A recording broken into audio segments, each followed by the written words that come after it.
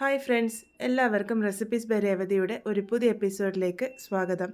രാവിലെ ബ്രേക്ക്ഫാസ്റ്റ് ആയിട്ടോ ഈവനിങ് സ്നാക്കായിട്ടോ ഒക്കെ ഉപയോഗിക്കാൻ വേണ്ടി പറ്റിയ നല്ല ടേസ്റ്റി ആയിട്ടുള്ള ഒരു പലഹാരത്തിൻ്റെ റെസിപ്പിയുമായിട്ടാണ് ഇന്ന് ഞാൻ വന്നിരിക്കുന്നത്. സിമ്പിളായിട്ടുള്ള ഈ ഒരു പലഹാരം എങ്ങനെയാണ് ഉണ്ടാക്കുന്നത് നോക്കാം.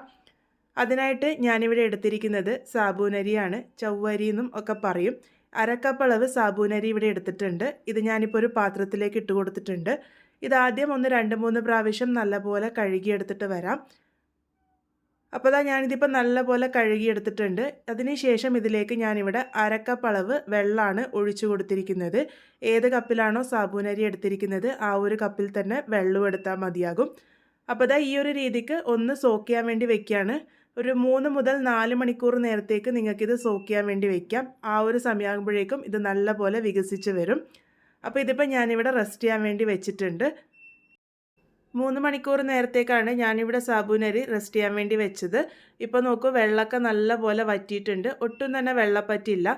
ഇനി അഥവാ നിങ്ങളുടെ കയ്യിൽ വെള്ളപ്പറ്റ് ഉണ്ടെങ്കിൽ മാത്രം അതൊന്ന് ഡ്രെയിൻ ചെയ്തെടുത്താൽ മതി. നമ്മളുടെ സാബൂനരിയൊക്കെ നല്ല പോലെ തന്നെ കുതിർന്ന് വന്നിട്ടുണ്ട്. ഞാനിതിപ്പം വേറൊരു പാത്രത്തിലേക്ക് മാറ്റിയിട്ടുണ്ട്. ഇനി ഇതിലേക്ക് ചേർക്കേണ്ടത് നിലക്കടലയാണ്. ഇത് പച്ചയായിട്ടുള്ള നിലക്കടല സൂപ്പർ മാർക്കറ്റിൽ നിന്നും വാങ്ങാൻ കിട്ടുന്നതാണ്. അത് നല്ലപോലെ ഒന്ന് വറുത്തെടുത്തതിന് ശേഷം തൊലിയൊക്കെ കളഞ്ഞ് ഇതുപോലെ ഒന്ന് പൊടിച്ചെടുത്തിട്ട് വേണം ചേർക്കാൻ വേണ്ടിയിട്ട്. 2 ടേബിൾ സ്പൂൺ അളവിൽ നിലക്കടലയാണ് എടുത്തിരിക്കുന്നത്. ഇനി ഇതിനായിട്ടൊരു മസാല തയ്യാറാക്കാം. അതിന് വേണ്ടിയിട്ട് ഞാനിവിടെ മിക്സറിൻ്റെ ചെറിയ ജാറിലേക്ക് 3-4 അല്ലി വെളുത്തുള്ളി ഇട്ട് കൊടുത്തിട്ടുണ്ട്. ഇതിൻ്റെ കൂടെ തന്നെ 3 പച്ചമുളകും ഒരു ചെറിയ കഷ്ണം ഇഞ്ചിയും ചേർത്ത് കൊടുത്തിട്ടുണ്ട്. ഇതിലേക്ക് കുറച്ച് മല്ലിയിലയും കൂടെ ചേർത്ത് കൊടുക്കാം. നിങ്ങളുടെ കയ്യിൽ പുതിന ഇല ഉണ്ടെങ്കിൽ അതും കുറച്ച് ചേർത്ത് കൊടുക്കാവുന്നതാണ്. വെള്ളമൊന്നും ചേർക്കാതെ ഇതുപോലെ അരച്ചെടുത്തിട്ടുണ്ട്. ഈ ഒരു മസാല നമ്മൾ തയ്യാറാക്കി വെച്ചിരിക്കുന്ന ആ ഒരു സാബൂനരിയിലേക്ക് ഇട്ട് കൊടുക്കാം. ഇനി ഇതിലേക്ക് വേണ്ടത് ഉരുളക്കിഴങ്ങാണ്. ഒരു ചെറിയ ഉരുളക്കിഴങ്ങാണ് എടുത്തിരിക്കുന്നത്. അത് തൊലിയൊക്കെ കളഞ്ഞ് ഇതുപോലെ ഗ്രേറ്റ് ചെയ്തിട്ടൊന്ന് ചേർത്ത് കൊടുക്കാം. പച്ചയായിട്ടുള്ള ഉരുളക്കിഴങ്ങാണ്, പുഴുങ്ങിയതല്ല. അപ്പോൾ ഞാൻ ഇതുപോലെ ഒന്ന് ചെറുതായിട്ട് ഗ്രേറ്റ് ചെയ്തിട്ടാണ് ചേർത്ത് കൊടുക്കുന്നത്. ഇതുപോലെ ഗ്രേറ്റ് ചെയ്തിട്ട് തന്നെ ചേർത്ത് കൊടുത്തോളൂ, എങ്കിൽ മാത്രമേ പെട്ടെന്ന് വെന്ത് വരുള്ളൂ. ഇനി ഇതിലേക്ക് വേണ്ടത് ബൈൻഡിങ്ങിന് ആവശ്യത്തിന് അരിപ്പൊടിയാണ്. ഞാനിപ്പോൾ ഇവിടെ ആദ്യം 1 ടേബിൾ സ്പൂൺ അളവിൽ അരിപ്പൊടി ഉപയോഗിച്ചിട്ടുണ്ട്. നിങ്ങൾക്ക് ഫൈനായിട്ടുള്ള വറുത്തതോ വറക്കാത്തതോ ആയിട്ടുള്ള അരിപ്പൊടി ഉപയോഗിക്കാവുന്നതാണ്. ഇതിലേക്ക് ആവശ്യത്തിന് ഉപ്പ് ചേർത്ത് കൊടുക്കാം. അതുപോലെ തന്നെ ഒരു 1/4 ടീസ്പൂണിൻ്റെ അടുത്ത് കുരുമുളക് പൊടി കൂടെ ഞാൻ ഇട്ട് കൊടുത്തിട്ടുണ്ട്. എല്ലാം കൂടെ ഇനി നല്ലപോലെ ഒന്ന് മിക്സ് ചെയ്തെടുക്കാം. ഇനി ഇത് കുഴച്ചെടുക്കുമ്പോൾ നമുക്ക് അരിപ്പൊടിയുടെ ആവശ്യം വേണ്ടി വരുന്നതായിട്ട് തോന്നുന്നുണ്ടെങ്കിൽ മാത്രം അരിപ്പൊടി ചേർത്താൽ മതി കൂടുതലായിട്ട്.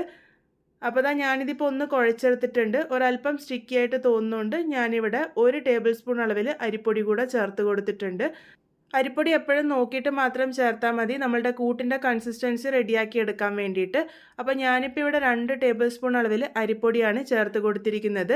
നല്ലപോലെ കുഴച്ചെടുക്കുക. കയ്യിലൊന്നും പറ്റിപ്പിടിക്കാതെ ഉരുട്ടിയെടുക്കാൻ പാകത്തിനാണ് നമ്മളുടെ കൂട്ട് വേണ്ടത്.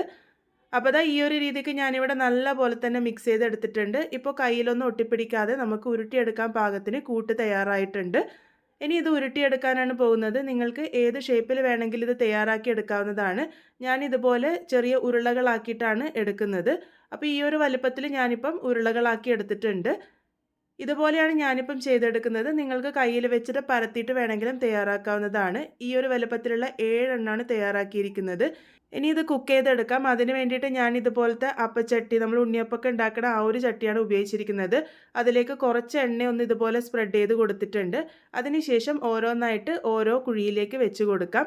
ഇതുപോലെ തയ്യാറാക്കിയെടുക്കാം. അല്ലാന്നുണ്ടെങ്കിൽ ഈ ഒരു അപ്പച്ചട്ടി ഇല്ലാന്നുണ്ടെങ്കിലും കുഴപ്പമൊന്നുമില്ല. സാധാരണ തവയിൽ ഒന്ന് പരത്തിയിട്ട് വെച്ചാലും മതി. അപ്പോൾ ഈ ഒരു രീതിക്ക് വെച്ച് കൊടുത്തതിന് ശേഷം അടച്ച് വെച്ചിട്ട് ഒരു 2-3 മിനിറ്റ് നേരത്തേക്ക് മീഡിയം ടു ലോ ഫ്ലെയിമിൽ വെച്ചിട്ട് വേണം നമ്മൾ കുക്ക് ചെയ്തെടുക്കാൻ വേണ്ടിയിട്ട്.